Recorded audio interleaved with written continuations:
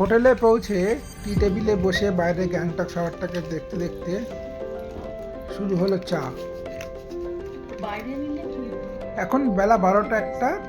গ্যাংটকের টেম্পারেচার 15 থেকে 16 ডিগ্রি।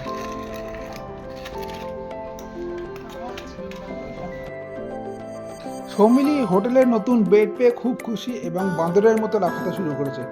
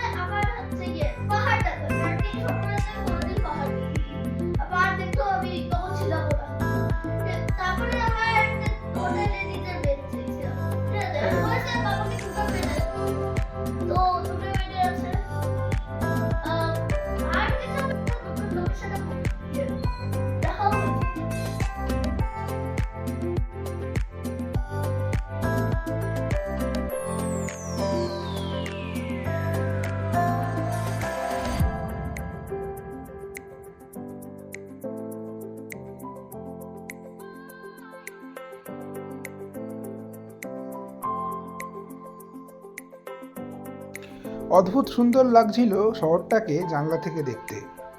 একদম ছোট ছোট দেশলের বাস্কের মতো বসানো বাড়ি।